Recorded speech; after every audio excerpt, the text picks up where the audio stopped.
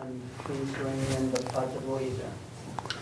Pledge allegiance to the flag of the United States of America and to the republic for which it stands, one nation, under God, indivisible, with liberty and justice for all.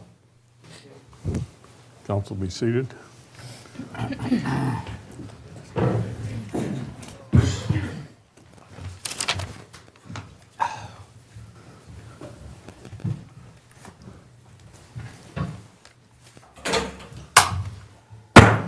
The bewitching hour is here.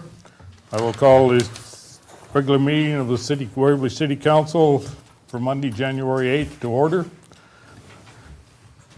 And if, Carla, if you would take roll call, please. Sorry. Bergen. Here. Drinko. Here. Kangas. Here. Waldstein. Here. Rothy. Here. McKenzie. Here. Scherer. Present. Soash. Here. First item of business is the approval of the agenda. Is there a motion to approve the agenda as presented, or we have some modifications to make, James? If I could, Mr. Mayor, I would ask council to postpone item regular business number 4 and number 6. Based on our conversations last week, I think it'd be prudent to get some more information to council so we can have a good informed discussion of some of those items. Timing should not be an issue if we move forward, and so I would request if council would allow to postpone those till the 15th, till 1 week from today. You presenting that as an amendment to the agenda then? If council would entertain it, sir, yes, I am. Okay. I will move that, move the agenda with those amendments. Is there a second? Second. Motion made and second to amend the agenda. All those in favor say aye. Aye. Opposed? Thank you, council. Thank you. Now, is there a motion to approve the amended agenda? So moved. Second? A second. Thank you. Motion to approve the amended agenda has been made and seconded. All those in favor say yes. Yes. Opposed? Next item of business, approval of the minutes for December 18th, 2017. Is there a motion, please? Move approval. Second? Second. Any discussion? Council discussion? Not. All those in favor say yes. Yes. Opposed?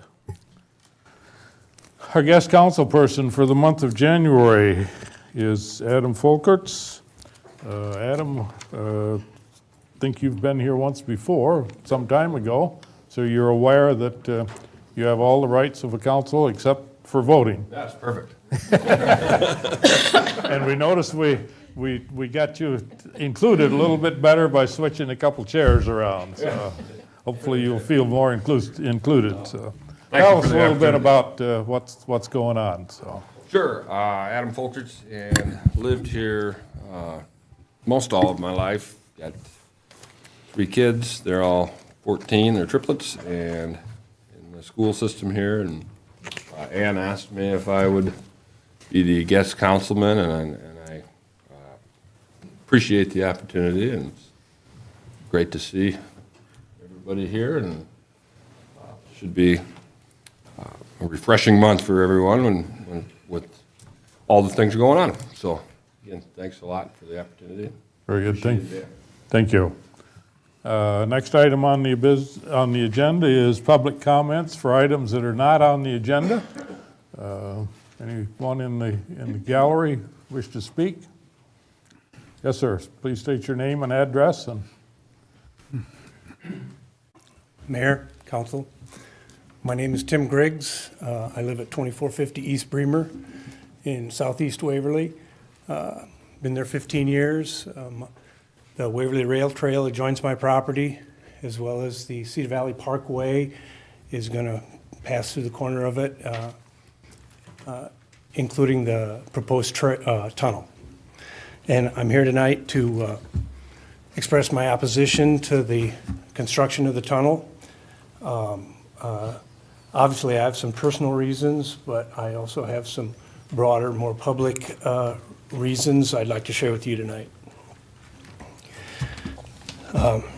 Like I say, I've lived on the trail 15 years. I've had a great deal of experience with the trail users. My shop is on one side, my home is on the other. I walk that sometimes dozens of times per day. So I see the goings-on that happens on the trail a mile and a half out of town. I can recall multiple instances where I have escorted female trail users to a safer place on the trail when they felt threatened or were not comfortable. Their stranger danger alarm was up. I've had a confrontation with a registered sex offender whom attempted to intimidate my wife by running up behind her and stomping his feet to mimic an imminent attack. So, not that we have a dangerous trail or an odd situation, but what I'm concerned about is a tunnel is nothing more than a blind spot on the trail. It's a spot for loitering and possibly accidents. I tell you this because a real scenario is a person is released from the Bremer County Jail or the city jail, no place to go, no car, no driver's license, and possibly very little money. They end up at one of the most affordable hotels in town, which is the Star Motel on East Highway 3. So to get groceries, beer, cigarettes, they come into town on the trail, which they have that right. Mm-hmm. I don't want the tunnel there to take away the opportunity to have an ambush point, a spot. You sit on the trail most anywhere in the 8-mile stretch between Waverly and Denver. You can look a half mile in either direction, and you can see what's ahead of you.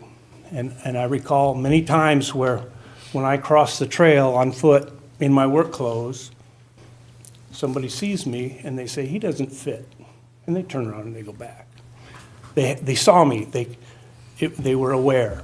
With the tunnel turned sideways or at an angle, it's a complete blind spot. It's going to take that away. So I guess I've expressed my concerns at previous council meetings. I've responded to surveys, but I've yet to hear a good argument why this is a good thing. It's going to be expensive. It's another bridge. We don't need the Autobahn from Waverly to Denver. I watch a large percentage of the Waverly Trail users. They come out to my property, whether it's the park bench, my driveway, or 30th Street. They turn around, they come back into town. It's a mile and a half out, a mile and a half back. With the new trail crossing the river, making a natural loop, it's going to even accentuate that more. So, again, I don't think we need an Autobahn there. We could do away with the tunnel. We could make a crossing there. We could save a ton of money to be used for other things, still have a great community, still have a great road system, still have a great bike trail system, and potentially save some money at it. Now, I guess what I'd like to accomplish tonight is that, the clock is ticking, time is running out. I would like to see a delay of the final approval of the Cedar Valley Parkway until the comprehensive research can be done with alternatives, with the pros and cons list, shared with the public, with the potential cost savings, and then possibly some citizen input. But again, I don't think that the tunnel will enhance our trail experience. Thank you. Very good. Thank you, Tim.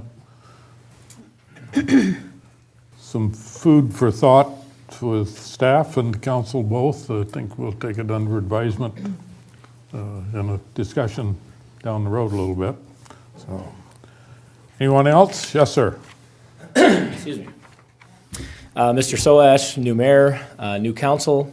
I think tonight, first off, Justin Scott, many of you that haven't heard me the last 8 months, Eastern Iowa atheist, proud resident of Denver, Iowa. About 2 years ago, my wife and I considered Waverly as a home. We knew nothing about the city other than the random business outings that I had here with my small business. We chose Denver as our place to live just because of an opportunity, but there was a very good chance that Waverly could have been our home.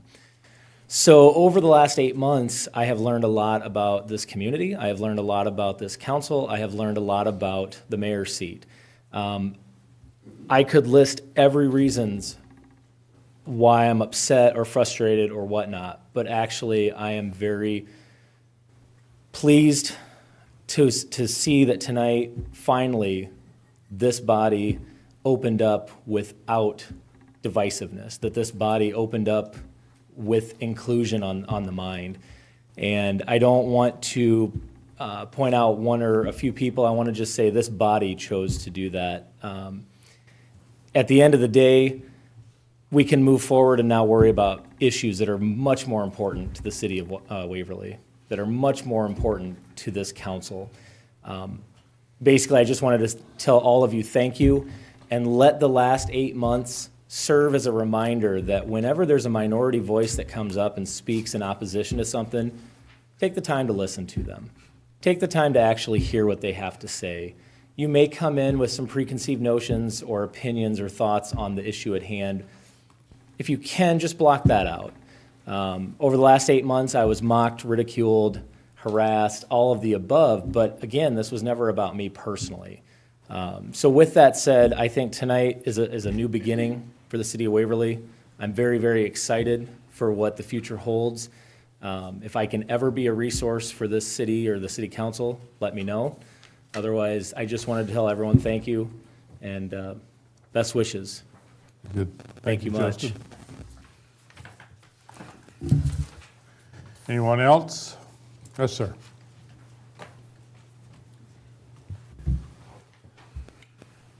Thank you, Mayor and Council. Matthew Schneider, 1213 Charlene Street. Just have a couple quick items I want to address. First, the issue of transparency. There's been different definitions being thrown about. I really think there's only one definition, and that is transparency in a business or governance context is honesty and openness. Transparency and accountability are generally considered the two main pillars of good corporate governance. In talking with a lot of citizens, very clear that they're demanding good corporate governance, and I think new council, new mayor is a good first start in that, and heard, in the study session, some very forthcoming things already. For example, James, you're very forthright about taxes, property values being rolled back, and just a quick thing on that point. I hope this council takes what's going on there very seriously. The amount of inflation that the average family is facing right now is fairly severe. You've got 76% of households, it's not Waverly, but that's a national figure, that are paycheck to paycheck. So when you see those kinds of numbers, it's one of the reasons why citizens are a little bit stirred up. They've got healthcare costs going up, they've got utility costs going up, they've got food costs going up, right on down the line. And so when you guys are considering the big projects, and it seems to me from listening to the study session, it's kind of like getting blocks in that toy you used to play with, trying to get the blocks in the right hole, and it seems to be like you're in a bit of a challenge. So again, I would just ask that you guys just take time and even kind of take it easy on some of those projects. I would say there's definitely some construction fatigue in the city. So again, I appreciate you listening, and thank you very much. Very good. Thank you, Matt. Anyone else care to speak? Not, we'll move on to item G, consent calendar. Following items will be acted on with a single vote. They include a pay request from Stanley Consultants for the Cedar River Parkway East improvements for 2018, $25,364.50. Pay request from McClure Engineering Company for the Waverly Municipal Airport Runway 29 extension 2018 for $14,262. Pay request from McClure Engineering for the Waverly Municipal Airport bulk hangar improvements for 2017 for $875. Pay request from Pit Pros Incorporated for sludge hauling from the wastewater treatment facility for $25,847.69. And the Class C liquor license for Big Bend Poorhouse. I'd entertain a motion, please, unless someone has something they want to pull out. Move approval of the consent calendar? Second? Second. Moved and seconded to approve the consent calendar. Any council discussion? Voice vote. All those in favor say yes. Yes. Those opposed? Passed. Regular business, review of the fiscal year 2017 City of Waverly audit. And James, would you like to introduce Mr. Peters? Yes, sir. Jeff Peters is here from Williams and Company. They've been our auditor for a number of years here at the city. They do an outstanding job, and we're fortunate to have them with us. We certainly give them some challenges at times, and they seem to keep us on the straight and narrow as best they can. So tonight, Jeff will go through kind of a brief summary of what the audit itself presented and any issues that he sees forthcoming for you to be understanding. And if you have any questions, by all means, I'm sure Jeff or Jennifer will be able to easily handle them for you. So with that, if you would, Jeff Peters. Sure. Well, it's a pleasure to be here, and for some of the folks that have been here a while, this is a very good year. I'm able to do this in one trip and not, I think 4 was my record. Every time I decided to schedule something, the weather came up, and I come across the state from Lamar, so I don't have to turn very often, but it's still about 4-hour drive on Highway 3. So it is a pleasure to be here tonight. The audit is prepared and presented in a very similar format to what you've seen in the past, and this has been submitted to the Government Finance Officers Association for their Certificate of Excellence in Financial Reporting Program. And on page 6, you'll see a copy of last year's certificate from 2016, and I know I should have looked it up, but it's probably been a dozen or 15 years, something like that, that you've participated in that program. And a lot of what's in here is because of that program, and you have to be very proud of the fact that there's probably 20 communities or governments in the state of Iowa in that neighborhood that participate in this program, so there are not very many. But with that, I'd like to kind of just go through it briefly. If you turn to page 8, which is the beginning of the financial section, you will find the independent auditor's report beginning on page 8 and continuing a couple of pages. The audit responsibilities that we have conducted our audit in accordance with generally accepted auditing standards and government auditing standards. Those are the rules that we as auditors are required to follow in conducting the audit. In addition to those standards, we have also audited the federal awards, federal award expenditures in accordance with what's now called the Uniform Guidance. And those reports and compliance and internal control are issued in the back of the report. We'll talk about that in a little bit. On page 9, the opinions paragraph, it says, in our opinion, the financial statements referred to above present fairly in all material respects the financial position and the results of operations for the City of Waverly for the year ended June 30, 2017. It's what's called an unmodified opinion, meaning we feel the numbers are fairly stated. That's, what you're after. Beginning on page 11, for the next through page 20, is what's called management's discussion and analysis. And I visited briefly with the mayor before the meeting, and we kind of talked about it being a 120-page report and how it is somewhat challenging to be an expert at the entire 120 pages. The page 11 through 20 gives you kind of a very quick overview comparing 2016 to 2017. If you're going to read anything in there, that's probably a very quick read as to how you did. Beginning on page 21 is the financial statements themselves. 21, 22, and 23 are what we call the government-wide financial statements. The statement of net position is your balance sheet, if you will, the assets, liabilities, and the bottom third of it, the net position or equities.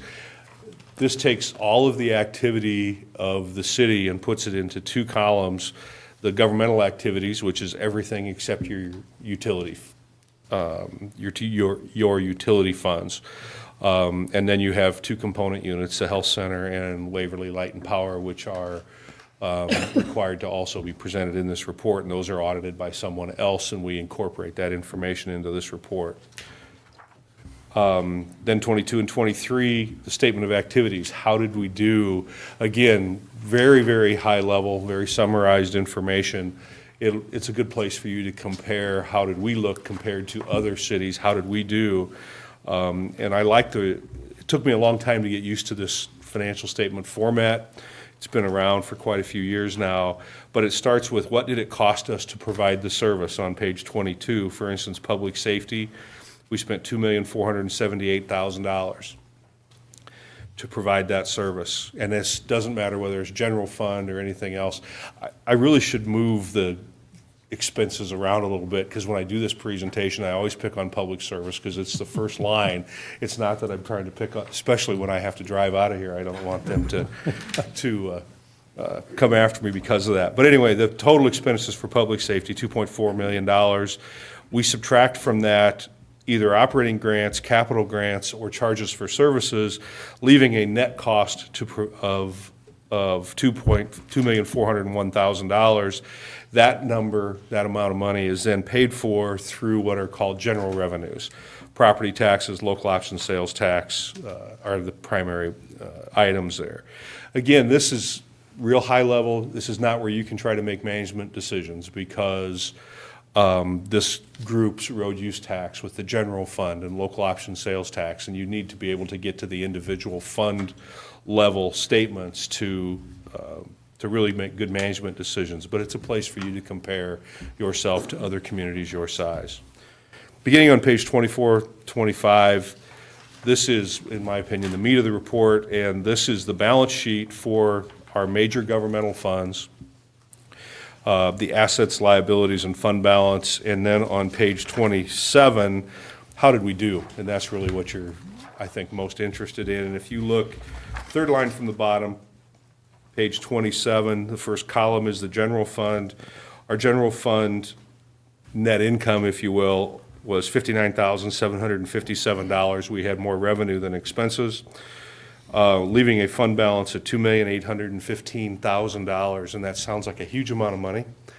But if you figure out what it costs to operate the city of Waverly on a daily basis, that would last you 167 days. If you think about your revenue stream, particularly for the new council members, if you think about your revenue stream, you get two big property tax checks a year, one on October 15th, one on April 15th. And so if you think about from July 1 to October 15th being somewhere in the neighborhood of 100 to 120 days, your 167-day reserve gets you to primarily that big property tax check. At a minimum, you want to be in that 100 to 120, 140-day range. You're at 167. You've got a great general fund balance, and many communities would be very envious of that position. But even though $2.8 million is a lot of money, it doesn't go very far in operating. If you figure it out on a daily basis, it's about $18,500 a day just to run the general fund. The other major funds, the TIF, employee benefit, debt service, those are either special type revenues that are collected and then expended for specific purposes. Nothing really jumps out at us that we need to talk about. Every fund of the city is presented somewhere in this report. So all of the smaller ones are grouped together in this thing called other governmental funds. The detail of that's presented toward the back of the report. So any fund that you have a question about is presented somewhere in here individually. Excuse me. Beginning on page 30, you have the statement of net position or balance sheet for your water, sewer, and solid waste enterprise funds. And on page 31 and 32, third line from the bottom, a line called change in net position. How did each one of them do? Water, sewer, solid waste.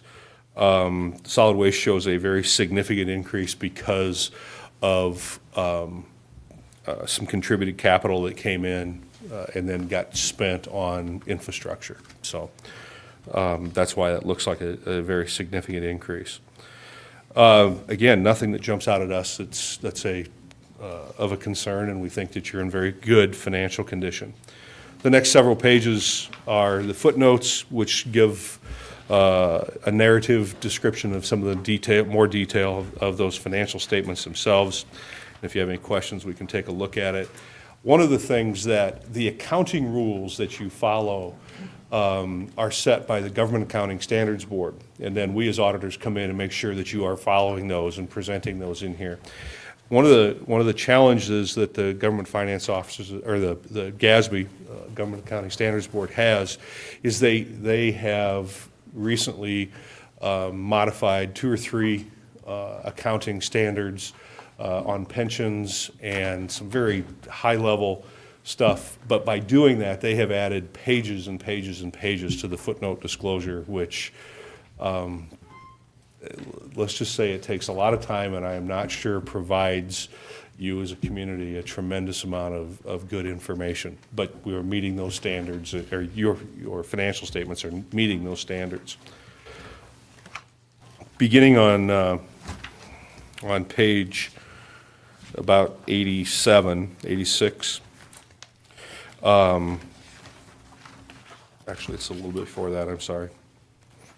Beginning on page 83 is the individual small non-major funds. The balance sheets are presented beginning on 83 and I believe 91, the statement of revenue. So every fund that you have in the city is listed someplace. I've always commented here that you always have a ton of stuff going on. There are a lot of projects, have had for a long time. One of the things that was good to see is, I know that there were 2 big projects that I think, well, lots of projects that Jenny took on this year, but 2 big ones. One was a complete rewrite of the chart of accounts and how to get things a little more streamlined, and that was a significant project. The other was there were a lot of funds, small projects that had been done for a while, and she and her staff took the time to clean up a lot of those, and I think there were like 12 of those funds that got cleaned up and closed out this year, which those are both fairly significant projects, and Jenny did a good job getting through those. Beginning on page 100 is the statistical section. That is a tremendous amount of information, but it provides 10 years worth of trend information on everything from the financial statements themselves to property tax rates, to valuations, to major employers. It's a requirement, the statistical section is a requirement only for the Certificate of Achievement program, but it does provide a lot of really good trend information comparing today to 10 years ago. And then beginning on page 129, the last section of the report, you'll see on 129 the schedule of expenditure of federal awards. This is the total federal dollars that you spent last year, $789,667. One of the first things that we work with when we work on a community like this is we determine, do you have a single audit or a uniform guidance audit? That requirement is now $750,000. So and it adds a significant amount of additional testing. My staff spent a fair amount of time going, are we sure it's 789 and not 739? But the big one is the $501,000 of airport improvement money that you expended in 2017. And then the last, from 130 to the end of the report, are our comments and opinions on internal control and compliance, both as it relates to the financial statements themselves and specifically to that airport improvement grant, because we are required to test that large grant once you have the uniform guidance requirements kick in. Overall, I talked to Chad, who was my on-site in charge, just before I left this afternoon. He said it went very well. Jenny has been here not that many years, 3 or 4 years, 2, okay. And she has really grabbed it and done a great job. And we do appreciate the opportunity to come over and serve. So that's as quick as I can explain a 120-page report, Mayor.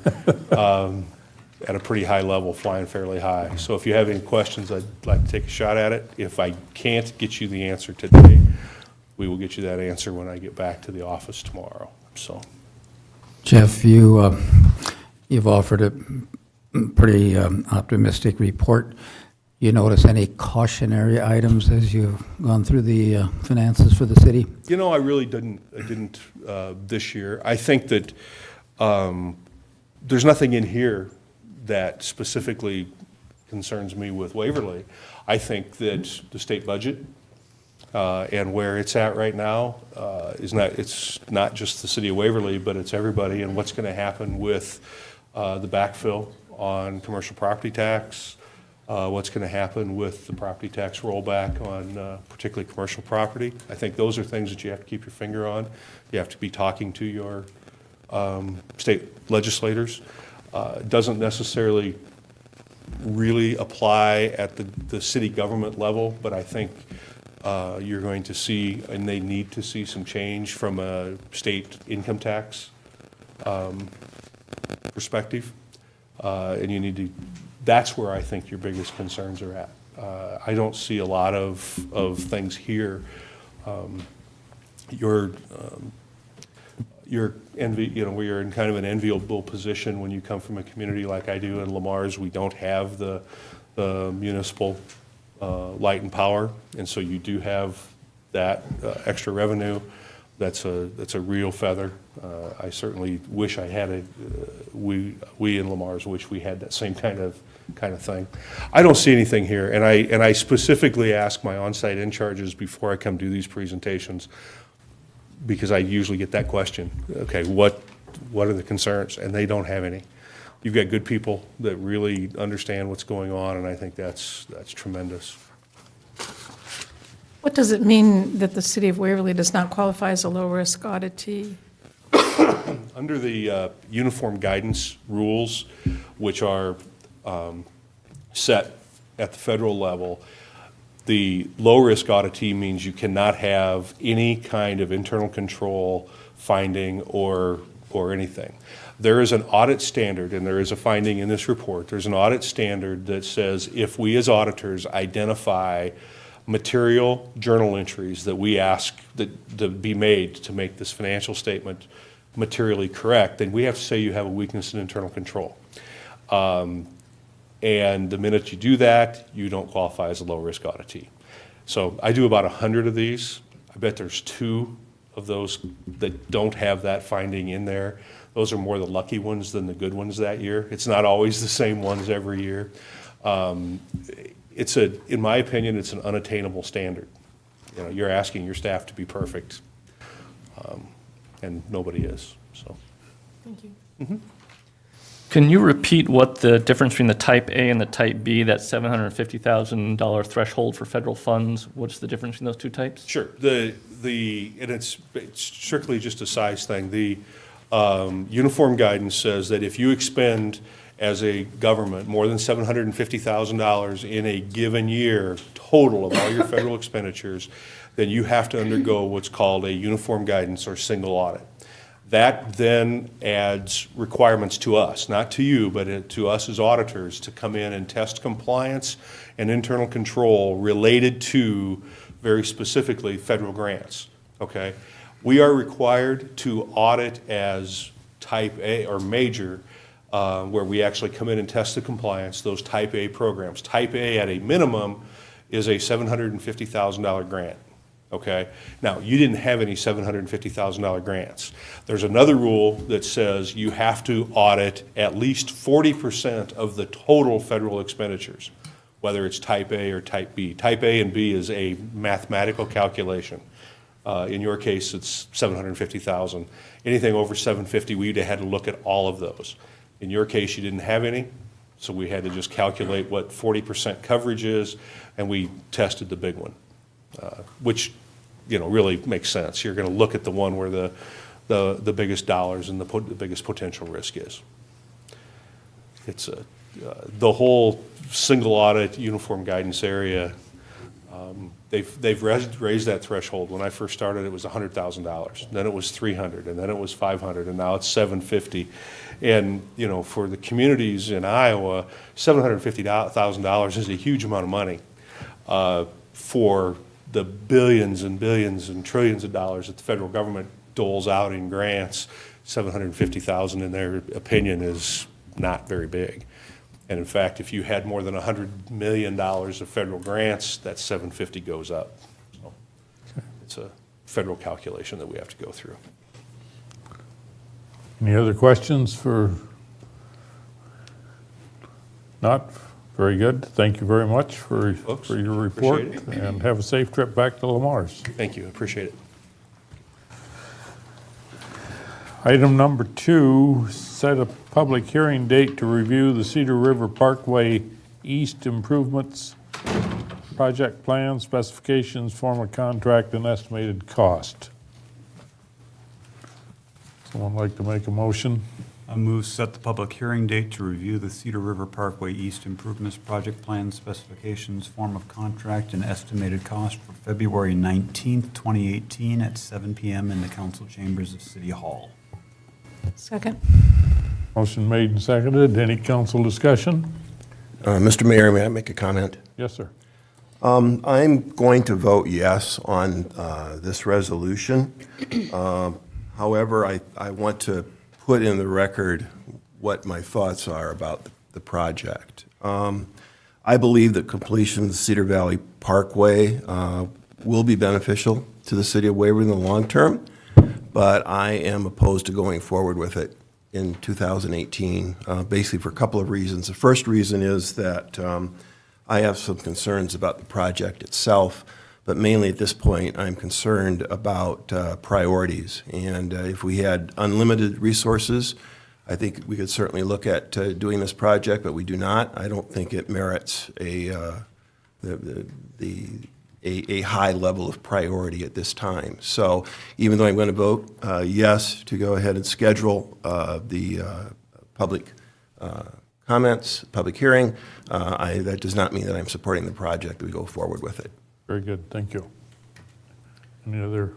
Yeah, I just want to make sure I'm understanding the timeline here. As I voiced last week when we met, I too have some reservations on timing. If I understand what we're doing here is we're setting a public hearing, but that means that plan and specs will be finalized, put out for bids, and the bids will have been received a week before this. So if we go forward after the public hearing, we'll be asked to approve the project after it's been bid and after we know what final costs are. So again, that's a little troublesome for me until we get a little bit farther in the process. Again, we saw it with the Green Bridge or the 3rd Street Bridge that we put a project out for bid, got the bids back, and then decided not to do it for financial reasons.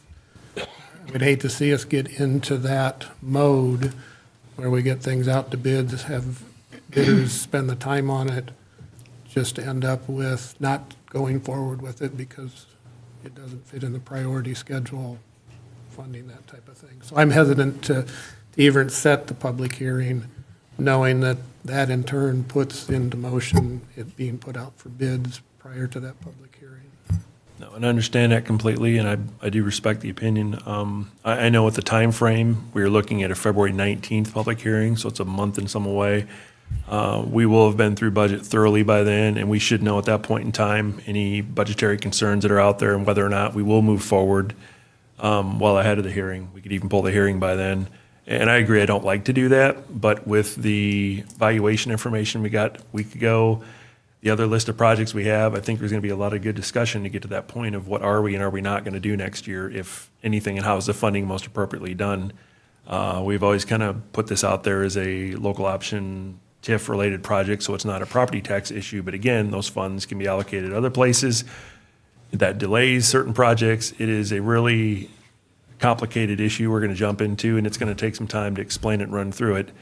And, as we have in the past, we have spreadsheets that'll show you as one moves, this is what happened to the others, and we'll introduce all that at budget as well and try and be as clear as possible. But I do understand the concern, Dan, and I don't disagree.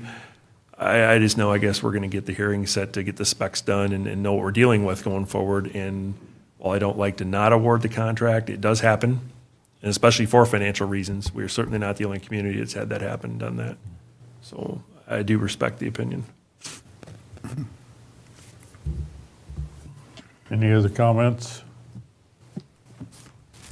If not, all those in favor of setting the public hearing for February 19th, 2018 at 7 o'clock PM in the council chambers, say yes. Yes. Yes. Those opposed? No. Motion carried, 6-1. Public hearing is set for February 19th. Item number 3, resolution setting a public hearing for the vacation of platted alley being 16 feet in width in Block 12 of the original town of Waverly, Iowa, is platted by William P. Harmon and conveyance to the adjoining property owners. For the public's information, that alley is the one between 1st and 2nd Street Southeast and 1st and 2nd Avenue Southeast, which is behind the old CUNA Mutual Building and Kaiser Corson. Serves those two properties. And has to do with the property for the CUNA building, of which the present owners anticipate starting remodeling this month, if I understand right. And they want a continuous piece of property because the parking lot to the south of that building belongs to CUNA. So I'd entertain a motion to that effect.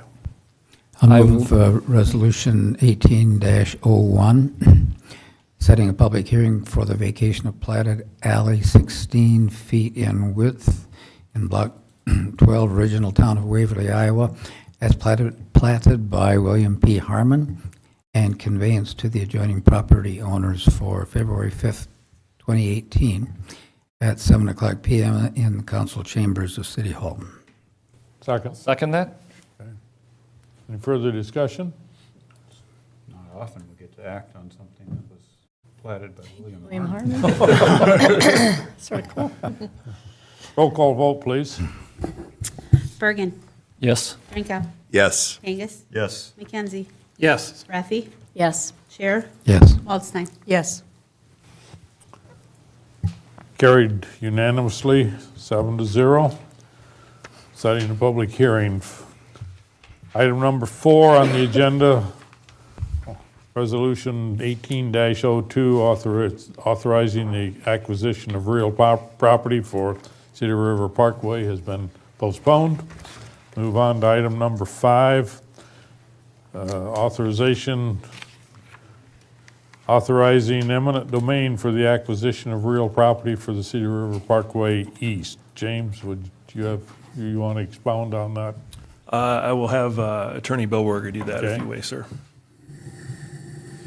Council, we have made agreements or tentative agreements with 5 of the property owners.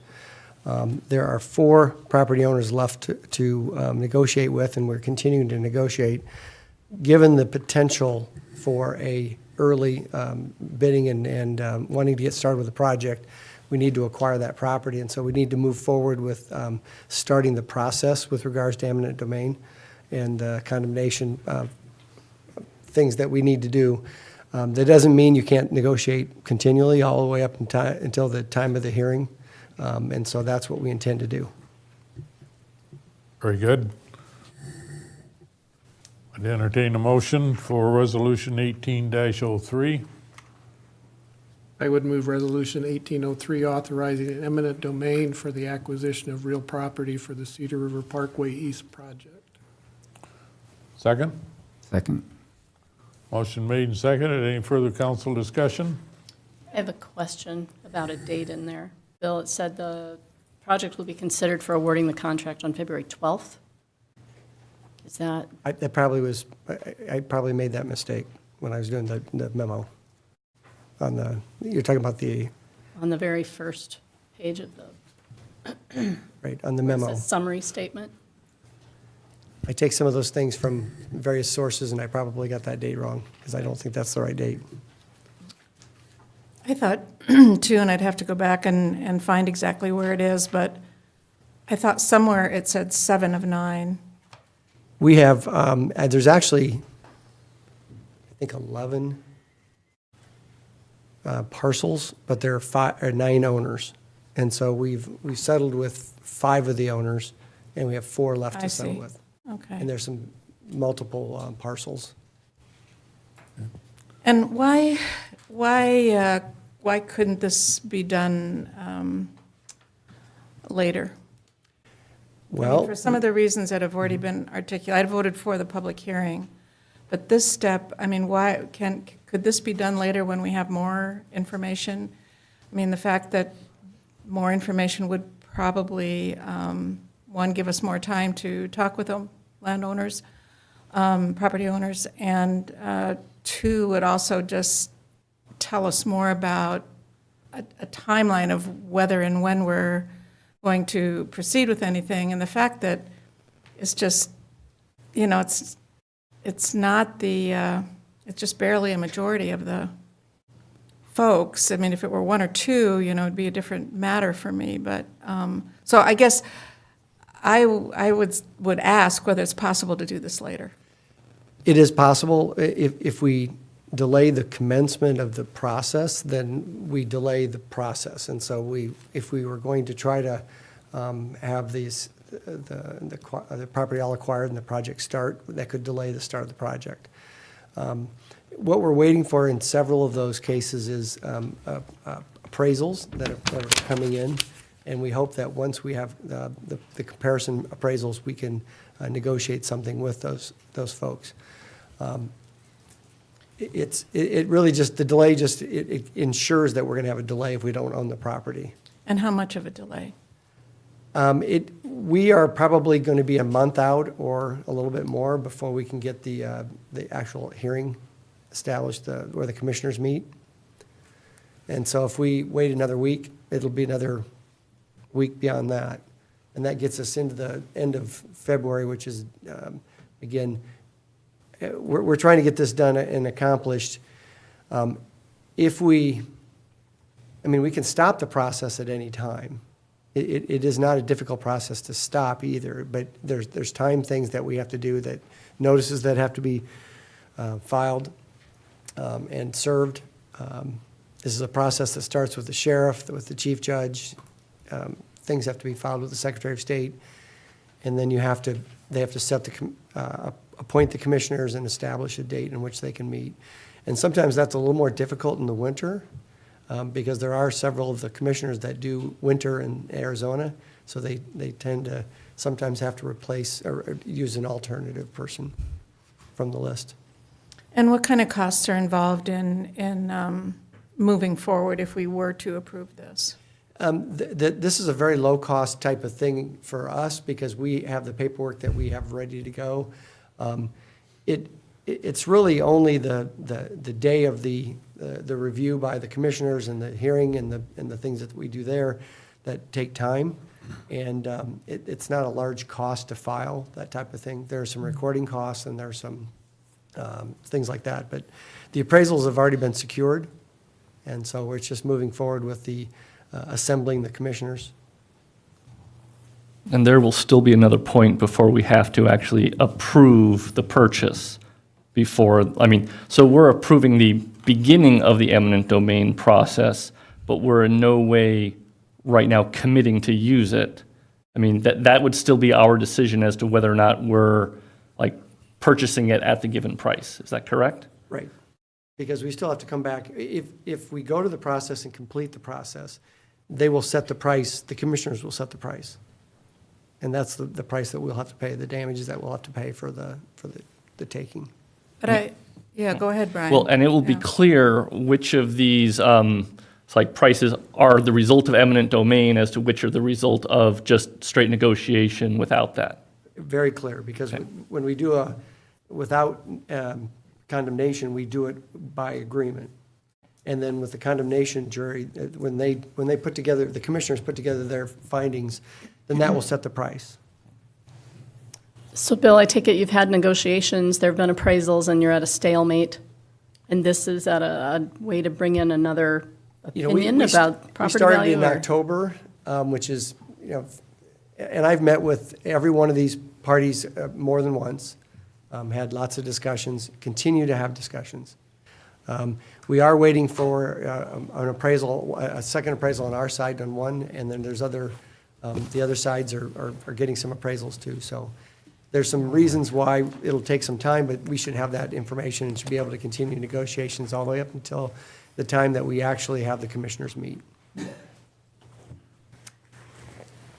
I'm sort of somewhere between, I guess, or different position than Rod and Dan. I've always placed the Cedar River Parkway fairly high in my priority list, and the only thing that would, make me change that is, some of the new financial information that potentially, and some of the arguments that you all might be making about that the timing isn't right. I mean, I want to have those discussions, and I want to listen to all of those, and see whether that changes my take on this project. But I guess maybe even because those comments have already been made and because of some other things that I see on the agenda here later, I would prefer to wait on this eminent domain decision myself, because I think, to answer Brian's question, I think we are committing to it by voting today. I mean, Bill, you said something else can change in the process in the meantime, that some negotiation can take place and an agreement can be reached, and then it won't be eminent domain. But I think if we vote yes today on this, and there is no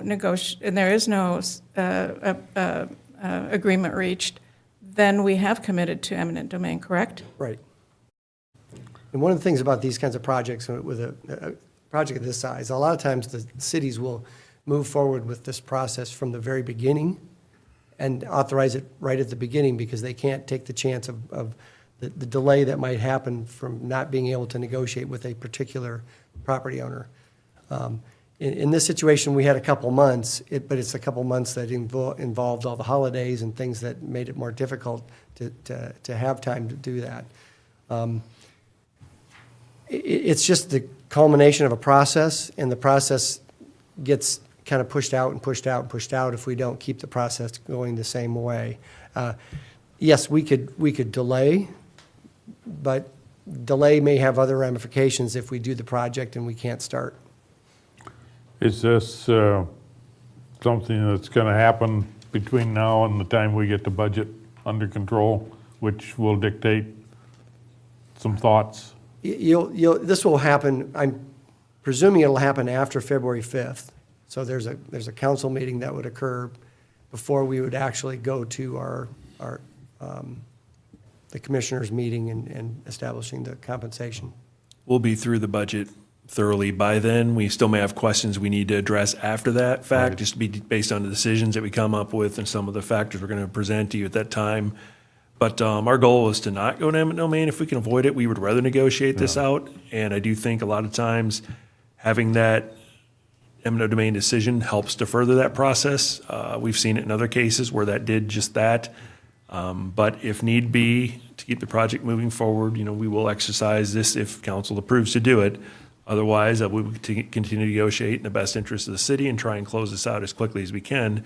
One of the other problems that we have is until we acquire the property, we cannot do tree clearing, we cannot do really virtually any other preparation for the project as it goes forward. And that then also pushes out some of the delays as well, which is part of why the tree clearing contract was pulled as well tonight for this very discussion as we go forward. So until we actually own the property, we really can't do much at all going forward, which is why we were trying to get this accomplished sooner than later.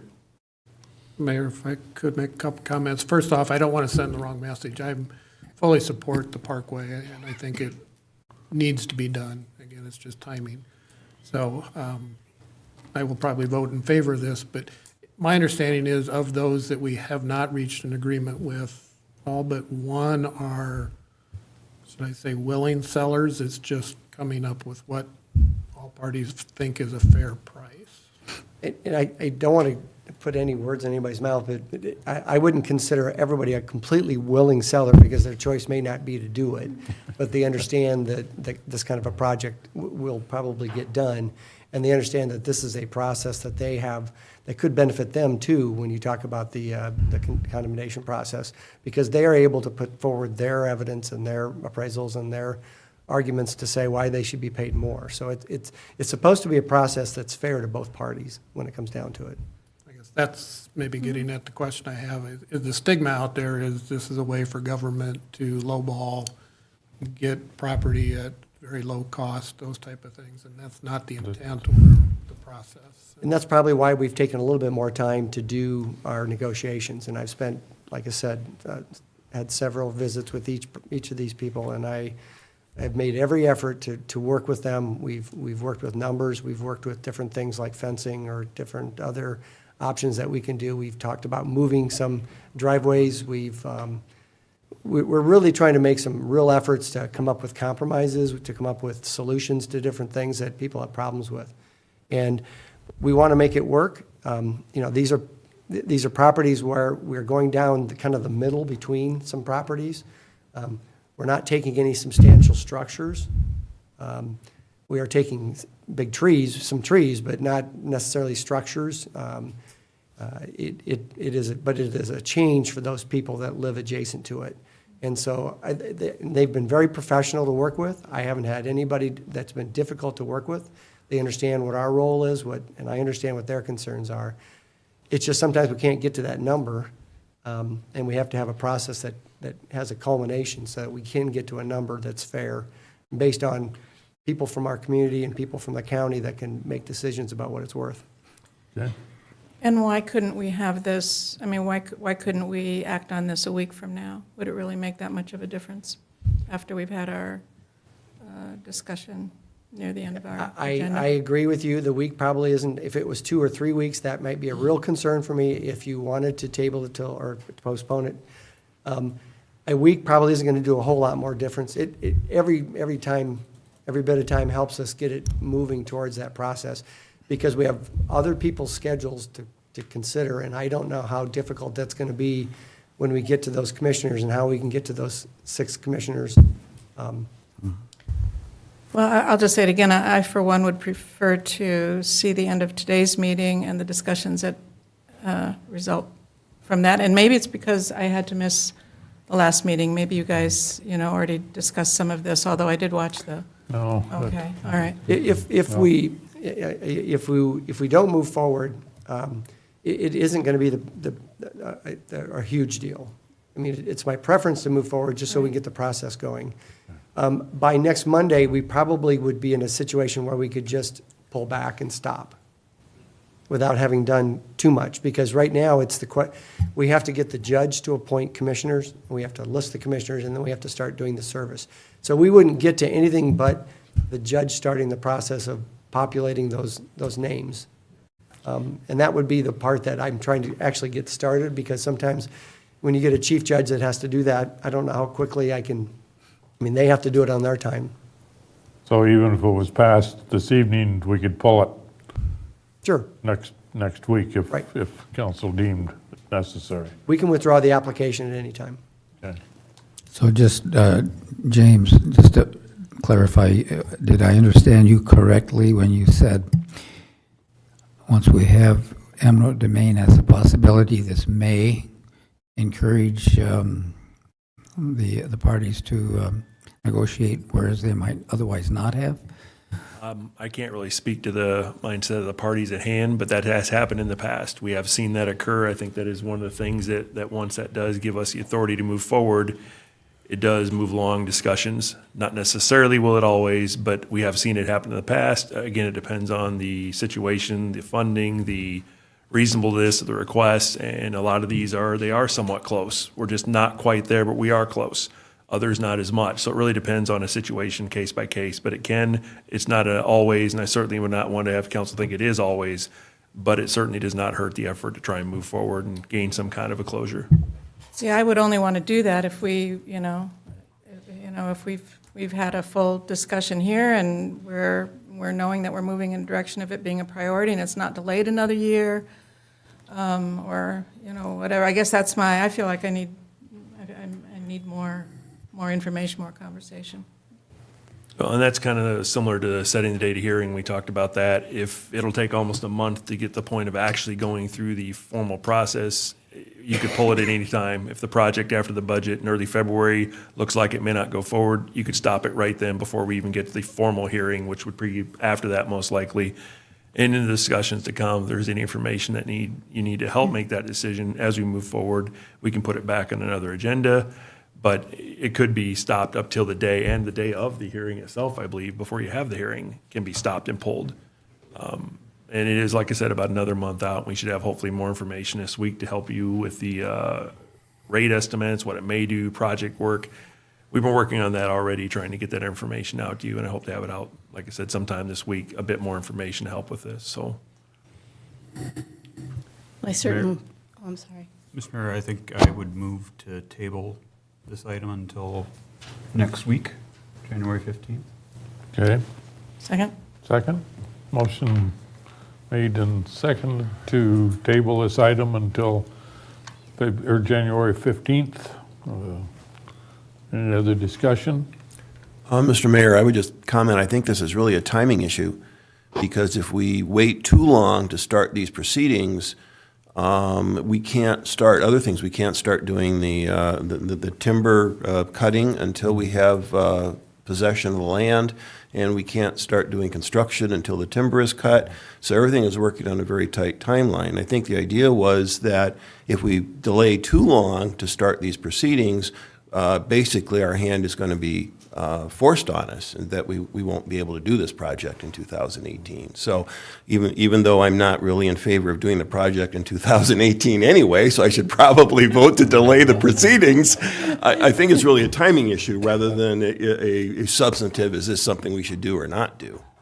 Is that fair? Yeah, it is. And we talked about whether we would do all of them, including this one, till next week. And I just wanted that extra time to get to the judge to start picking the people, to see if we can find people that could actually be populated and find a date. That's the hard part. I understand the timing issues, I think. I'm pretty sure I do, but I also think that, you can also irritate people with our actions. Sure. And so until, it's clear in my mind, what all the information is and what we're doing, I would just rather not. And we can do it that way. It's not. Ann, did you have a I comment? was going to say, Mr. Mayor, I appreciate the thoroughness of your attempts to negotiate and to explain it to us. I think eminent domain is a painful procedure, and obviously, given the intensity of the discussion, it's something we don't want to go into lightly. And but we also don't want to stop and start every project going forward. I think the city, certainly we heard a lot of feedback about that with the Green Bridge, so I think it's important to move forward. But I can understand the various points that have been raised. Well, I'm wondering if there's a difference between the building of the project and the obtaining of the land for the project. I mean, we can obtain the land and then wait another year before we start the project. But eventually, I mean, the question is, if we don't have the land, in some senses, that's saying that we're never going to build the bridge, as opposed to, once we have the land, then it's our option. Are we doing it this year? Or are we doing it next year? This seems to be a first hurdle that we need to obtain the land before we can even talk about building the bridge. And that if we're putting off getting the land, that's guaranteeing that the building of the bridge won't happen right away. Well, and then that raises issues if you have land but don't build a project, who's maintaining that land? Who's taking care of that property? There's all sorts of other ripple effects. So personally, I can see tabling it a week, because I think you're coming up with some other information that we'd wanted to know about, just the big financial picture and how does this project fit in with other priorities that we have. But I don't want to see it dragged out ad nauseum.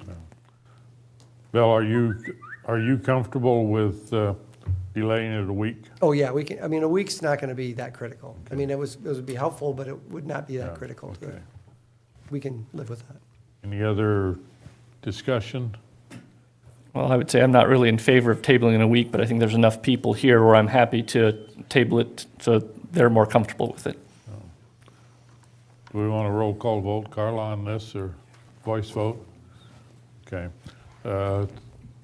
Those in favor of tabling Resolution 1803 till February 15th, say yes?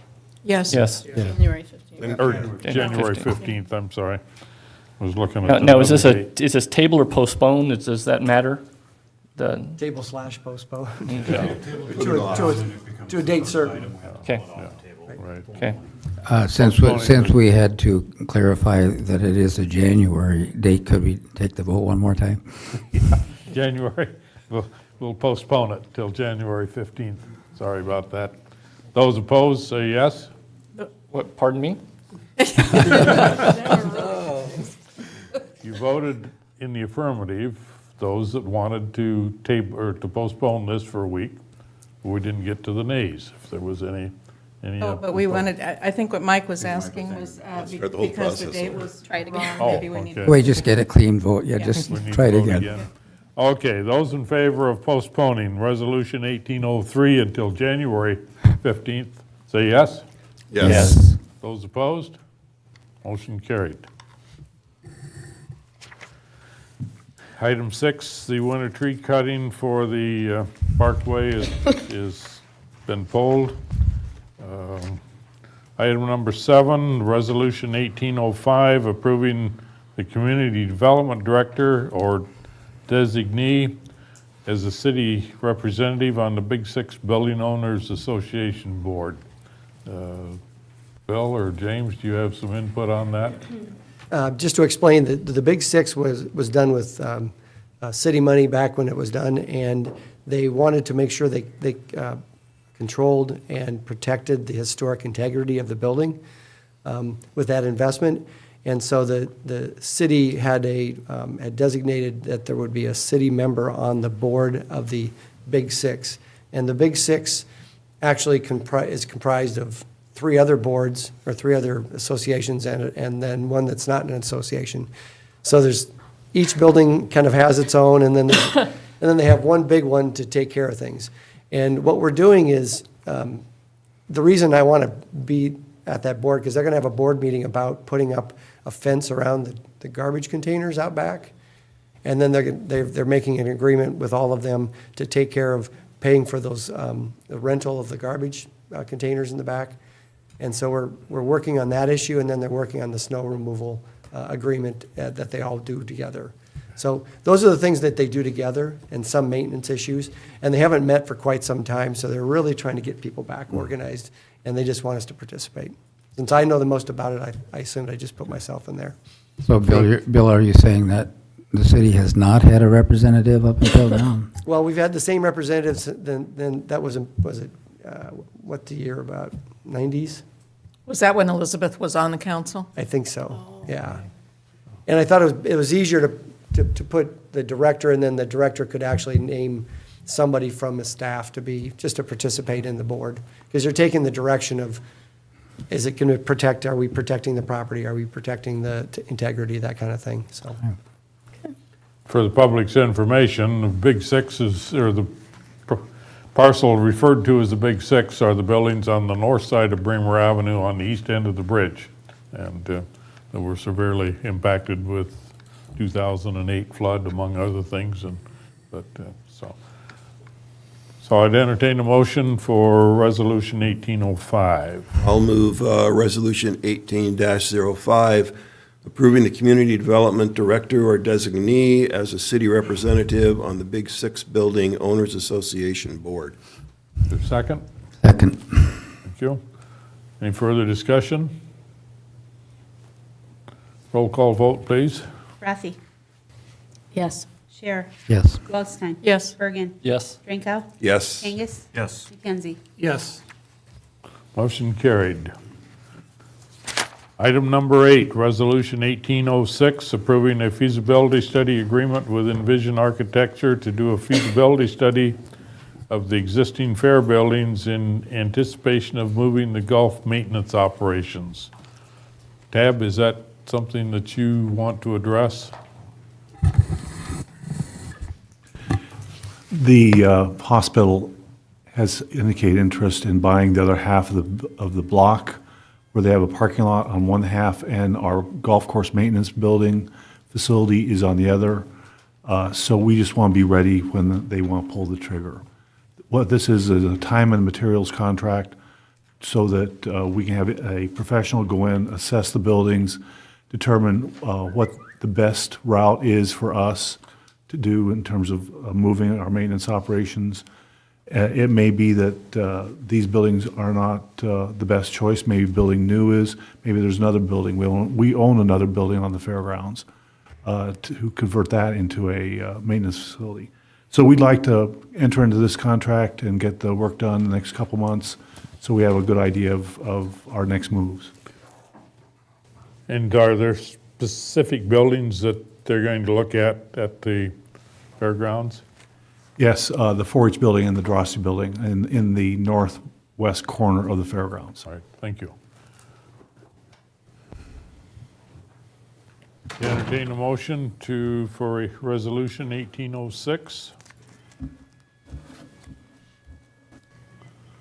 I'll move Resolution 1806, approving a feasibility study agreement with Envision Architecture of Waterloo, Iowa, to do a feasibility study of the existing fair buildings in anticipation of moving the golf maintenance operations for approximately $5,000 to $7,000. Second? Second. Motion made and seconded for resolution 1806. Any further discussion? Just Go ahead, Dan. just curious, normally we see a not to exceed amount versus an estimate with a range. Is there a reason this wasn't done that way? It's just with time and materials, that's kind of the range they gave us. We could put a not to exceed 7,000 if you'd rather do that. I'm certain that's not an issue for them. I think you can make the change to that. Said that if you Or give we a could call it range- 6 and cut the middle, whatever you'd like to do. But that's the only reason why is we use the verbatim they gave us as well for time and materials instead of setting a top end for them. So Tab, just so I understand this, is the hospital buying land from the golf course?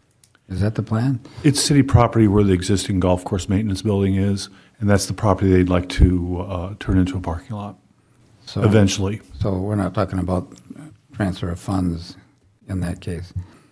Yes, they would buy it from the city, and hopefully they would buy it with enough money for us to be able to move and renovate buildings.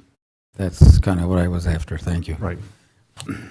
In the larger picture, remind me again, the lease agreements and arrangements with the whole fair situation? The lease expires a year from this coming February. So the current lease would have this 2018 as the last fair. Okay. So is there any reason to, I'm kind of thinking out loud here, but is there any reason to be considering this agenda item in that larger context? It would be a bit of time before we'd be able to do anything anyway, because we'd have to negotiate prices with the hospital. Then we would have to do plans and specs, which usually takes several months, and it'd be a competitive bid for this. So we're probably talking, if we had everything all ready to go, it'd be a year and a half from now before we'd be able to move into it. So I'm thinking that we're just going to be ready when you make a decision on the fair, when the hospital makes a decision on the land, we'll have a plan in action. Should this be part of a more comprehensive plan of what we're going to be doing with the fairgrounds? I mean, is this just going to be kind of a corner of the fairgrounds, and then we'll have to kind of see how that fits into a broader picture? We have limited options in terms of the golf course maintenance. We do need a golf course maintenance facility. There's a couple options we're looking at. They're both on the outside of the current fairgrounds property. So, and we were planning on kind of looking at this as a maintenance area anyway. But you're right, it'd be really nice to do a master plan before we did anything in that area, but we may have to do this. We have to do this. We think this will be part of that master plan. If it's determined that we have to build, then that'll have to be encompassed into the overall plan itself, where we would build. If the buildings are suitable, it's one option for us to maintain them as part of that overall plan, or, we may have a choice of something different by that time. I think some of the frustrations, we would just like to get something accomplished with that area in the near future, just so we have an idea of what could be there, because so much is hinging on whether the fair moves itself, and some of that depending on Champions Ridge, which will come to you on the 22nd, I believe now. And so we're just really trying to get something going to have some idea, really to determine should we build or not. That is probably going to be the biggest situation, is do we build or not? Because even if those buildings are not feasible, maybe we choose not to build, we look for an alternative. I think honestly it's just to try and get something done so we can carve off that we know now something more than we did.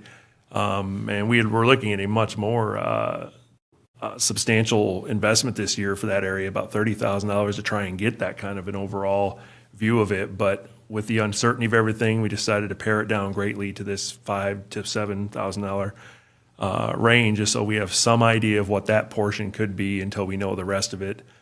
So I guess going forward, if we did have a master plan, we would maybe have a little less expense, knowing this piece would already be settled or would have to be expanded greatly. So we're hoping it to be a subset of what could be a larger plan, determining what happens next year when the fair decision is made. So. Okay. So presumably any money spent on this would then would match money not spent on a larger, not entirely, but it would help rebate it. We would have to look at a lesser area. If we decided that, yes, these buildings are applicable, then we would carve it off that this is going to be here. Now what do we do with the rest of it? So it may or may not be measurable as it would, but we'd like to think that this would be a first step to alleviating some of the cost of trying to figure out what does this piece look like. Now we just focus on the rest of it.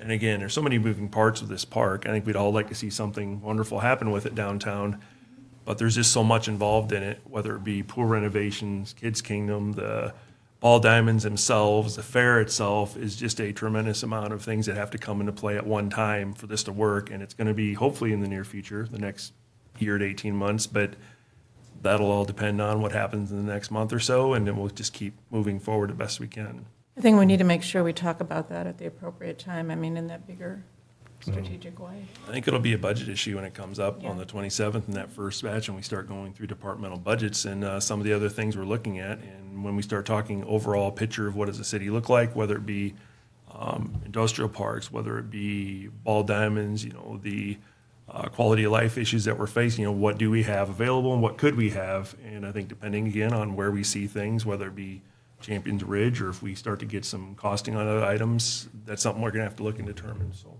we'll definitely have more discussion on this towards the end of the month when the budget kicks in. Okay, I think we have a motion and second. All those roll call vote?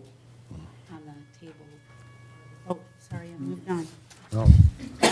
On resolution 1806. Scherer. Yes. Waldstein. Yes. Bergen. Yes. Drinkow.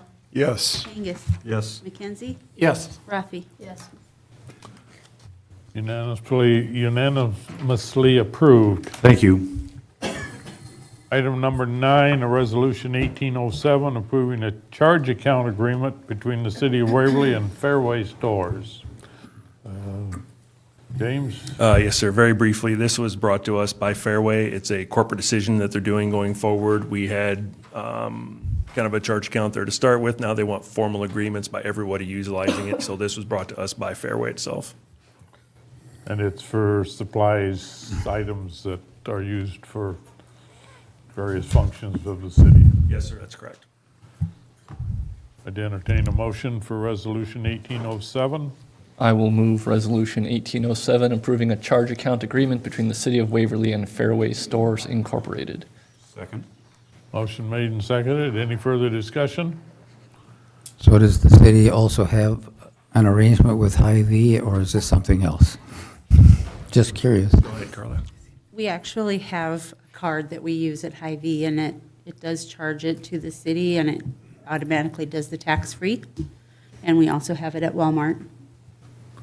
They're just not contracts, and contracts by code have to come to council. So this is not an attempt on our part to say that we like Fairway better. This is not an endorsement. I was Not at wondering why it all. was coming Not to at us, all. actually, so that helps, Carla, thanks. Corporate asking. Yes. Okay. Roll call vote, please. Waldstein. Yes. Bergen. Yes. Drinkow. Yes. Kangas. Yes. McKenzie. Yes. Rafi. Yes. Share. Yes. Unanimously approved. Item number 10, approval of the mayoral appointment. So bear with me. For the first time in a long time, all the boards and commissions are full staff. And first one is Richard Purcell, appointed to Bremer County E911 Service Board for a term ending January 2019. Peggy Rothy, reappointed to Municipal Housing Commission for a term ending January 2020. Clark Wilharm, reappointed to Municipal Housing Commission for a term ending January 2020. Doug Bowman is replacing Barb McWhirter on the Municipal Housing Commission for a term ending January 2020. Bob Brunkhorst, replacing Reed Koenig on the Electric Utilities Board for a term ending December 2023. Eric Bagelman, replacing Richard Lindell on the Airport Commission for a term ending May 2022. Ron Ruschi is replacing Dave Clamforth on the Golf Course Commission for a term ending January 2019. Rebecca Smith is replacing Tammy McKenzie on the Economic Development Commission for a term ending July 2018. John Tharp is appointed to the Cable Telecommunications Commission for a term ending February 2019.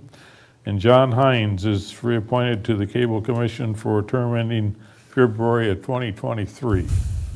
I'd entertain a motion to approve those mayoral appointments, please. Move approval of the mayoral appointments? Second? Second. Thank you. Is there any discussion anyone has on any of those?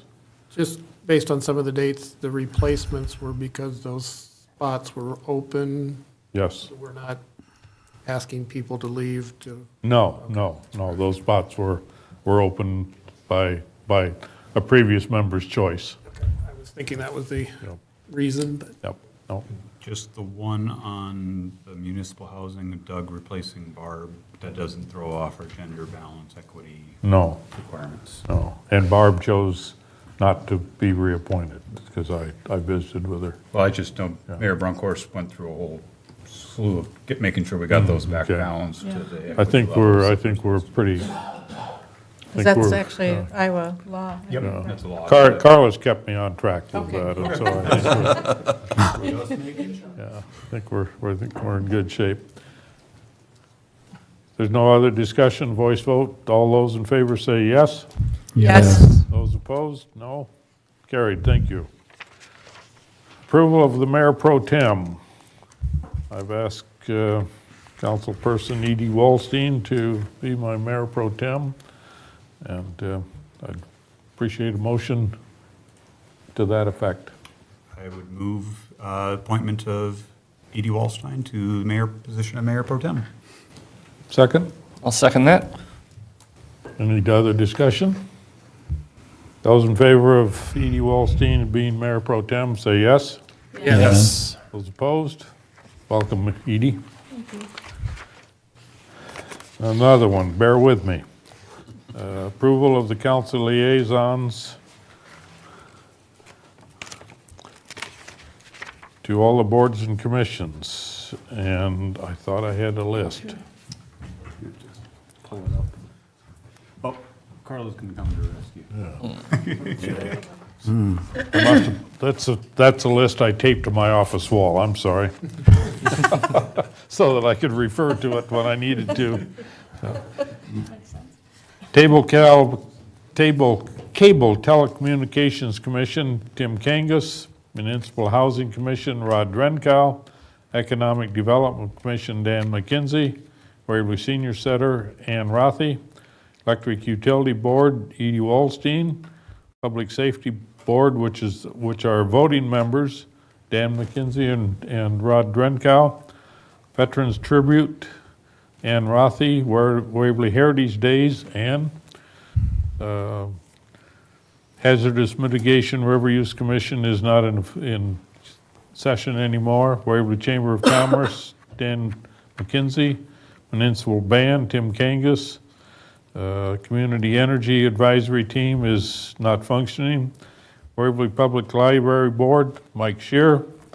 Airport Commission, Tim Kangas. Historic Preservation Commission, Brian Bergen. Golf Course Commission, Ann Rothy. Leisure Services, Brian Bergen. The Advisory Board, who is a voting member, Mike Shear. Planning and Zoning, Edie Wallstein. Zoning Board of Adjustments, Tim Kangas. And the Wall Diamond Task Force, Dan McKenzie. I think that's all of them. I'd entertain a motion for you to all approve your self-appointed positions. Move approval of the council liaisons to the boards and commissions. Second. Second, motion made and seconded. Any discussion? Those in favor? Voice vote, yes? Yes. Yes. Opposed? Carried, thank you. Now, this may be an appropriate time for those of you, there are several meetings tomorrow already. Economic Development is at 7 in the morning. Waverly Utilities, 1 o'clock tomorrow. Municipal Housing, Rod, is the second Tuesday of the month at 4 o'clock at Waverly Homes.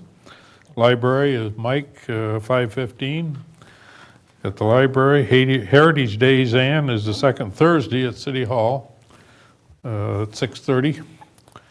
Golf Commission, Ann, is no meeting until February 5th, 13th. And the airport, Tim, is second Thursday, 7 o'clock at the airport. And if you want to check them all, I do have a chart in the office that I put together that has all of the dates and times on. So you're free to stop in and take a look at it. Thank you.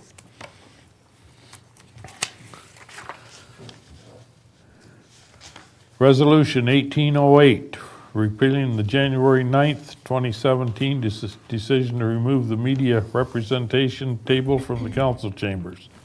Dan or Mike, would you care to expound on that? I'll expound on it. This is my resolution. I was disappointed when we voted to move the table. I think it makes sense to have it where it used to be, and as a person who spent 29 years as a professional communicator, I feel a personal kind of investment in this sort of thing.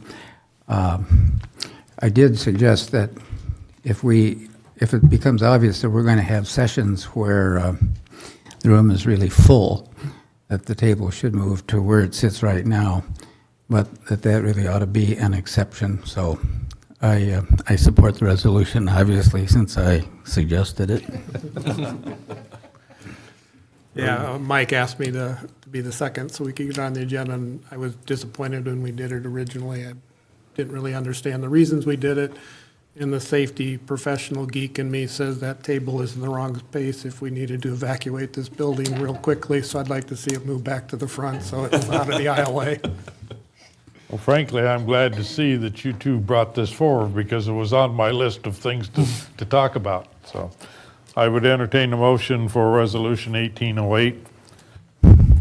Well, I'll move Resolution 18-08, repealing the January 9, 2017 decision to remove the media representation table from the council chambers by restoring it back, that's more words than you need there, but to the front row of the visitors gallery and the council chambers. Second? Second. Any further discussion? I wonder if naming it something other than the media table, because it could be used by people that are bringing presentations and some information that they need to sort or assemble. Seen that used for that purpose as well. How about public use table? That's Multi-use. multi-use, yeah. Yeah, that's a good point. When I reported on the council and sat at that table, the city clerk sat next to me, although I think she really has a more elevated and exalted seat where she is now, and I don't think we should demote her to that table. You want to make that part of the motion to change the name, or are we good where we're at? I'd say we're good where we're Okay. at. Roll call vote, And- please, as long as it's a resolution. Bergen.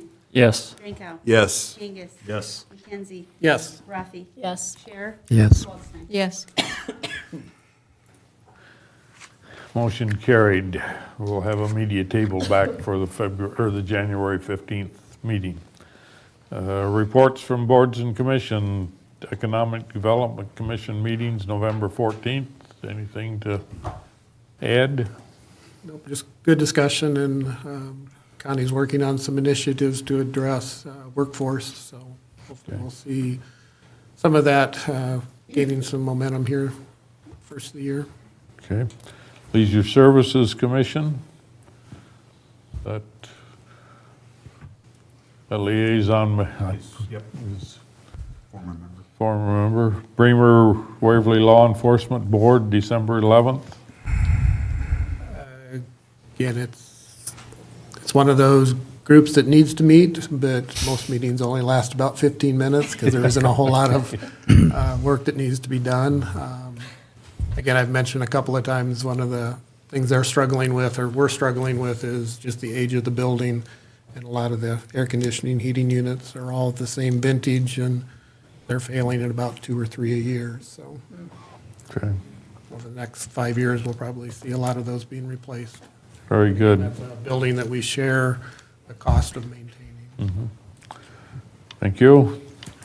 Golf Commission minutes, that liaison is gone. But I think, again, it was there was discussion previously about the Golf Pro and Golf Pro's contract, so that's something that's going to be coming back It's before coming up. council. So. Yep, okay. Senior calendar.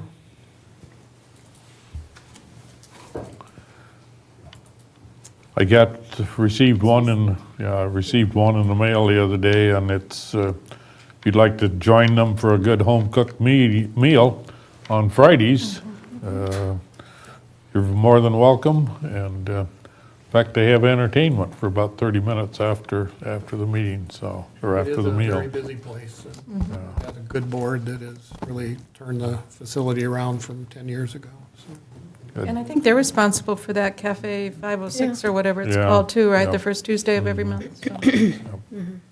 Yeah, there's an activity going on about every day there, from card playing to social gatherings of other kinds. So, very good. Staff comments. I don't believe we have any tonight, sir. Okay. Very good. Council comments.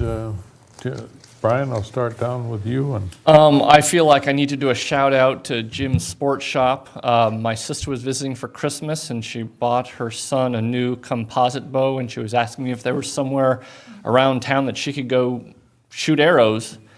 And I didn't have a clue, so I went down, talked to Jim's Sports Shop, and he said, "Oh yeah, we got a place upstairs." I had no idea that there was an archery range in our downtown.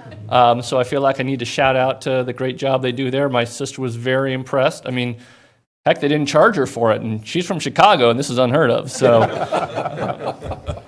Very good. Rod?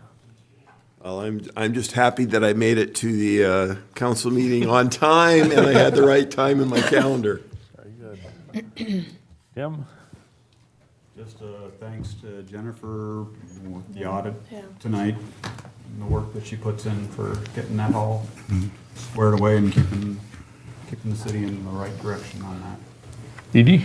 Just Happy New Year. I'm glad we're starting a new year and want to wish everybody a Happy New Year.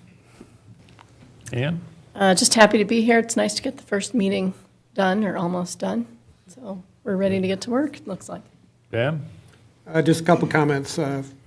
For those that are newer to the council, again, there's a lot of good detail in the audit report. If you start looking at page 100, look at that 10-year summary. It gives you some good insight to past performance, those type of things. And then knowing that we're going to spend some time later in the month on budget, do we have dates, times already set so we can get them on our calendars? Or January 27th and February 3rd will be the 2 Saturdays that we will start at, I believe it's 8 o'clock.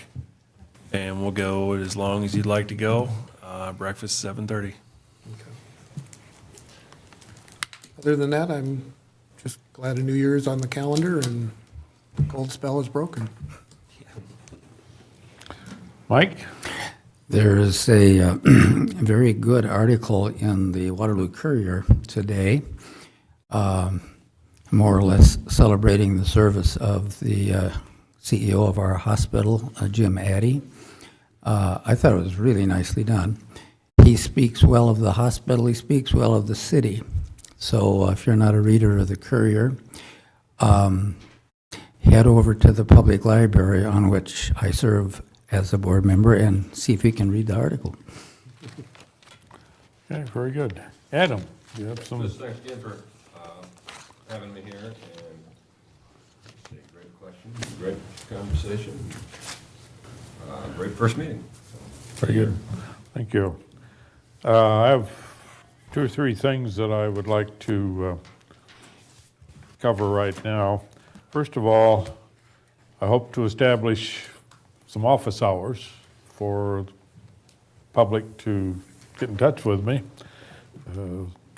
Won't be today, obviously, but try Wednesday. We'll try Monday and Wednesdays from 8 to 12, 8 in the morning until 12 noon, or by appointment. And the office City Hall number is 352-9211, and Carla can help take those, Carla and Val. Or for those of you that want to make a direct contact, my cell number is 319-240-2989, and I'm not afraid to give it out. The other thing I would like to do is encourage citizens to volunteer for boards and commissions. There will be some that are coming up in May and June of this year, and more towards the end of the year. But would encourage you to get involved in the city. Look what happened. Here I am. And if I can do it, so can you. I mean, that's kind of the crux of it. But no, I'm encouraged. Today was the start of a new era, a new chapter in Waverly's ongoing history. And hopefully, thanks to all of you, we will make it through the year and continue to do our work and things. So, with that said, we need to enter into an executive session, which means the public and the press will not be able to be here, and we'll let clear out, and then James, if you would. We need a Oh, we need a motion to adjourn. I would move that the council would enter into executive session to discuss collective bargaining strategy. Not two? Just the first one. We're just Since we doing delayed the other, we're not going to go into that session part of it. Just the first one, if you would, I sir. thought some of the discussion was that we were going to discuss it. See you next time. We can only just, I mean, there's very limited things that we can discuss about that, because you can't discuss the whole process. You can just discuss the actual things. And I think it's best to do it next week. I can talk individually to anybody that wants to come see me or talk to me or give me a call. It has an executive session next week about that. Well, we can talk about whether we need one next week. Okay. Okay, so I would motion then to enter into executive session to discuss collective bargaining strategy as provided by section 20.17, subsection 3 of the Code of Iowa. Second. Motion made and seconded to enter into executive session. We do need a roll call. Roll call vote. Rinko. Yes. Kangas. Yes. McKenzie. Yes. Rafi. Yes. Scher. Yes. Waldstein. Yes. Bergen. Yes. Carried. Okay. We take a 5-minute stretch break, or? Reason why we're doing It's it. going to be brief, but you certainly can. If we could possibly take a few minutes to allow council to stretch, it might not be a bad idea. I don't particularly think this will be very long, but